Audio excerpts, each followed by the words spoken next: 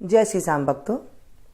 बैसाख के महीने में या फिर आम दिन में हमें पूजा में किन किन बातों का ध्यान रखना चाहिए, आज हम इस बात के बारे में चर्चा करेंगे। साथ में ताली बजा करके भगवान के कीर्तन करने से हमारे जीवन में क्या क्या प्रभाव पड़ता है, इस चीज़ के बारे में भी आज हम जानेंगे। बोलिए विष्णु भगवान की जय, बैसाख मास की जय।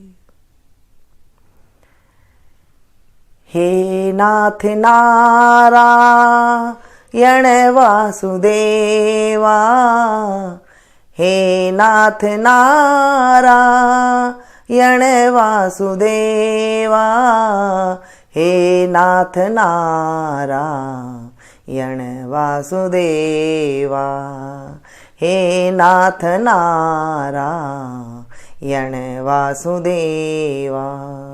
श्री कृष्ण गोविंद हरि मुरारी, श्री कृष्ण गोविंद हरि मुरारी। हे नाथ नारायण वासुदेवा, हे नाथ नारायण वासुदेवा, हे नाथ नारायण वासुदेवा, हे नाथ नारायण वासुदेवा, हे नाथ नारायण वासुदेवा। गोविंद गोविंद मोहन प्यारे, गोविंद गोविंद मोहन प्यारे, हे नाथ नारायण वासुदेवा, हे नाथ नारायण वासुदेवा। बोले विष्णु भगवान की जय। रात को जब हम सोने जाते हैं तब आपको ताली बजा करके भगवान का नाम का उच्चारण करना चाहिए।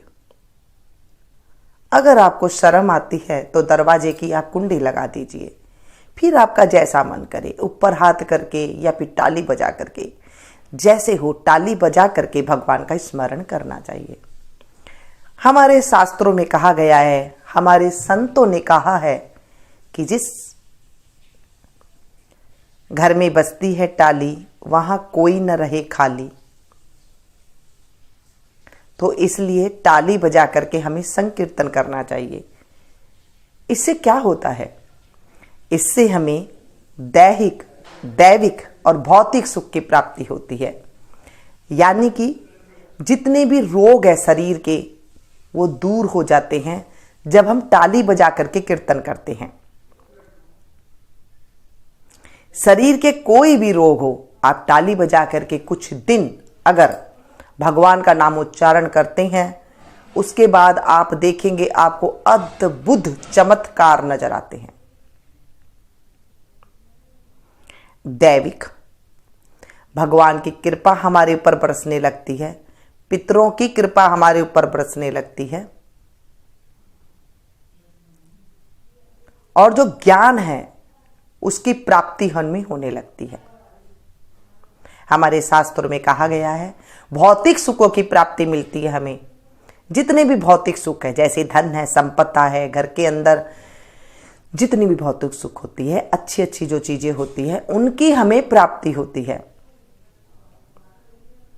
आप पूजा पाठ बहुत करते हैं, जब आप ताली बजा करके रात को सोते टाइम पे कुछ समय अपने भगवान को देते हैं तो हमारे जीवन में चमत्कार होता है। करके जरूर देखिएगा। रात को नींद अच्छी आती है।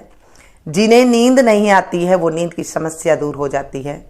जिन्हें कुछ याद नहीं रहता है उन्हें याद रहने लग जाता है। जिन घरों में कलेश होता है कलेश समाप्त हो जाता है। जिन घरों में रोग ज़्यादा रहते हैं उस घर से रोग दूर हो जाते हैं। अब बात आती है पूजा में हमें किन बातों का ध्यान रखना चाहिए, खास तौर पर स्त्रियों को। जो स्त्रियां सुबह सवेरे स्नान करके जब भगवान की पूजा करते हैं तब मांग में सिंदूर और बिंदी अवश्य होनी चाहिए। हमारा शास्त्र कहता है कि जो स्त्री बिंदी लगा करके या मांग में सिंदूर लगा करके पूजा नहीं करती हैं उनकी पूजा विफल हो जाती है। कई बार ऐसे होता है कि हम लोग बहुत पूजा पाठ करते हैं फिर हमें फल नहीं मिलता है, कारण हम कुछ गलतियां करते हैं। पूजा पाठ जब आप सुनते हैं कुछ करते हैं तो जैसे मैं कथा सुनाती हूँ तब आप लोग को कहती हूँ कुछ ना कुछ, चाहे फल रख लीजिए या फिर एक का सिक्का ही रख लीजिए, तभी भी हमें जो है पूजा में कोई गलती हो तो वो दूर हो जाती है। ऐसे ही पूजा में जब आप पूजा करती हैं तो आपको बिंदी और सिंदूर जरूर लगा करके पूजा करनी चाहिए। ये आपका धर्म है कि आपको ये सौभाग्य मिला है कि आप सुहागन हैं। सदा सुहागन रहना चाहती हैं तो सिर के ऊपर बिंदी और सिंदूर लगाकर ही पूजा करें। बाल खुला करके कभी भी पूजा ना करें। आजकल फैशन है कि सिर पर कुछ भी नहीं रखते हैं और पूजा करने बैठ जाते हैं। नहीं, वो पूजा भी जो है अधूरी रह जाती है। बाल दिखने नहीं चाहिए। औरत जब पूजा करती है तो सर को दुपट्टे से या फिर चुन्नी से या फिर साड़ी के पल्लू से, जैसे भी हो, बालों को ढककर ही पूजा करनी चाहिए। अगर ऐसे भी नहीं है तो आप बालों को गूंथ करके, चोटी बना करके, पोनी बना करके, जो भी आप बनाती हैं बना लें, लेकिन बालों को खुला ना छोड़े। खुला करके बालों को पूजा नहीं करनी चाहिए। अब बात आती है मासिक धर्म में क्या हम पूजा करें? नहीं। अगर हमारे शास्त्र के अनुसार अगर हम देखते हैं तो औरत को 4 दिन तक भगवान का नाम भी मुख से नहीं लेना चाहिए। 5वें दिन भगवान का नाम का स्मरण करना चाहिए। मासिक धर्म यानी कि ये एक धर्म से जुड़ा है तो आपको इन दिनों में मानसिक पूजा करनी चाहिए। जो मैं आपको मानसिक पूजा बताती हूँ, मानसिक पूजा करनी चाहिए। जैसे मन मन में भगवान का स्मरण करना चाहिए। इससे शुभता फल की प्राप्ति होती है। अगर आप इन दिनों में पूजा पाठ करते हैं तो वो विफल रहता है, वो पूजा पाठ का फल नहीं मिलता है। मूर्तियों को स्पर्श करना या फिर भगवान का ज़्यादा नाम जाप करना, आजकल जो ये प्रथा चली हुई है वो हमारे शास्त्रों में नहीं है, हमारे संतों ने भी नहीं बताई है। आप शास्त्र को तो मानते हैं लेकिन शास्त्रों की बातें नहीं मानते हैं, इसलिए आपके जीवन में जो है थोड़ी सी कठिनाइयाँ भी आ जाती है।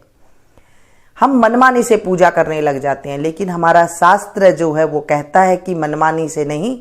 कुछ जो शास्त्रों में जो हमारे बड़े बुजुर्ग संत महात्मा लिख के गए हैं उन्हें हमें जरूर ही जो है अपनाना चाहिए। अब बात भी आती है कि जो साध्वी स्त्रियां हैं उन्हें कैसे पूजा पाठ करनी चाहिए, उन्हें क्या सिंदूर का कुमकुम का तिलक लगाना चाहिए। अगर आपके संतान है, पुत्र है, तो आप लगा सकते हैं, तिलक लगा सकती हैं। क्योंकि जो स्त्रियों के अगर पति नहीं है इस दुनिया में तो वो, अगर उनके पुत्र है या फिर कोई संतान है तो आप तिलक लगा सकते हैं। मानसिक पूजा जैसे पति स्वरूप में भगवान ने दिया है, सभी को जाना होता है एक ना एक दिन, तो आप मन से पूजा कीजिए। मन से उनके बारे में सोचिए कि वो मेरे पास है और मैं इस तरह से पूजा कर रही हूं। अब बात आती है शालिग्राम जी की और शिवलिंग की।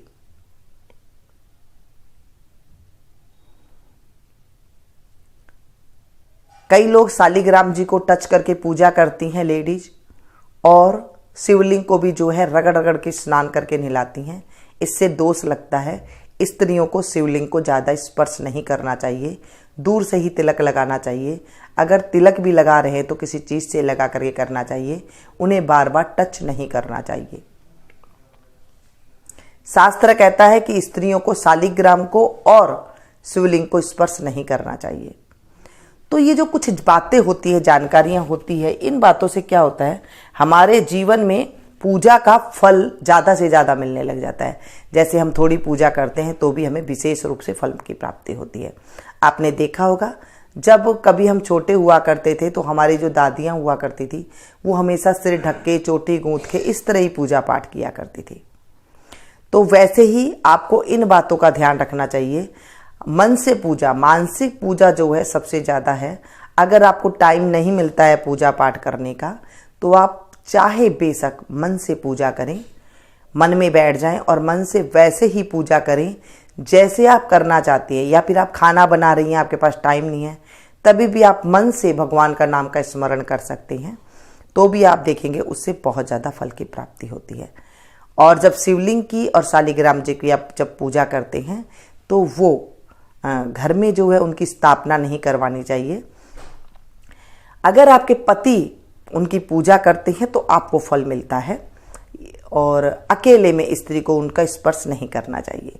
जब पति साथ में हो तो पति के साथ ही जो है उनकी पूजा करनी चाहिए। और विशेष क्या ध्यान रखना चाहिए, जो भी गर्भवती स्त्रियां हैं उन्हें 5वें महीने के बाद भगवान की पूजा पाठ मन से करनी चाहिए। भगवान के विग्रह को छूना नहीं चाहिए। जो भी दान पुण्य कर रहे हैं वो पति के हाथ से करवाना चाहिए, ऐसे हमारे शास्त्रों में लिखा गया है। लेकिन आजकल तो जो है 7वां 8वां 9वां महीना में भी जो है पूजा करने चले जाते हैं, तो इससे जो है फिर दूसरा कुछ और जो है पुण्य की प्राप्ति नहीं होती है, बल्कि जो पाप हो जाते हैं, कई बार हम टच करते हैं तो उसका भी फिर हमें भोग भोगना पड़ता है। शास्त्रों में लिखा गया है 5वें महीने तक आप पूजा पाठ कर सकती हैं, लेकिन 5वें महीने के बाद जो है आप भगवान को टच करके ज़्यादा पूजा पाठ ना करें, सिर्फ मानसिक पूजा करें और अपने शिशु को अच्छे प्रभाव पड़े इसलिए आपको ज़्यादा भगवान को टच ना करें। ये थी कुछ बातें। ताली बजा करके पूजा करने से जो घर के अंदर सकारात्मक ऊर्जा तो आती है, हमारे जीवन से नरक रूपी जो यात्रा होती है वो भी दूर हो जाती है। कुछ भी आप कर सकते हैं। हरे कृष्णा कृष्णा कृष्णा हरे हरे, हरे रामा रामा रामा हरे हरे। इस तरह से ताली बजा करके आप रात के टाइम पे करके देखिएगा, आपको बहुत ज़्यादा फल की प्राप्ति होगी। कथा आप सुनी रही हैं, महात्म आप सुनी रही हैं। जब आप सुनते हैं तो कोई फल या फिर एक का सिक्का, या अगर फल भी नहीं है तो आप कोई सब्जी रख सकते हैं। जो सब्जी आजकल हरी सब्जी आ रही है, कहते हैं बैसाख के महीने में आप कुछ भी दान पुण्य नहीं कर सकते हैं, तो सिर्फ जो लस्सी होती है, छाछ होती है, उसे भी अगर आप दान दे देते हैं तो भी हमें अक्षय फल की प्राप्ति होती है। जो हम दही से छाछ बनाते हैं ना, वो आजकल तो छाछ बाजार में भी मिल जाती है, वो लेकर के अगर आप किसी को दान भी दे देते हैं तो भी हमें अक्षय फल की प्राप्ति होती है। बैसाख के महीने में हरी सब्जियों का दान बताया गया है। हरी सब्जियों की जब आप दान करते हैं तो उससे हमारे घर में भरपूर सुख संपदा आती है, ऐसा हमारे शास्त्रों में कहा गया है। वैसे तो अनगिनत दान कहे गए हैं, जो आपके सामर्थ्य हो, जो आपके पास हो, अच्छे से मिल जाए, उसी को अगर आप दान कर देते हैं बैसाख के महीने में तो उसकी फल की प्राप्ति होती है। वैसे तो देखिए, हमें हर महीने में हर रोज़ जो भजन कीर्तन है इनको तो करना ही चाहिए। पूजा पाठ कैसे करनी चाहिए ये मैंने आप लोग के साथ शेयर की है। वीडियो पसंद आ रही है तो इसे लाइक ज़रूर दीजिएगा, इसे अपनों के साथ भी शेयर कीजिएगा ताकि आपको भी कथा सुनाने का फल मिल सके। मिलती हूँ फिर से एक नई वीडियो में।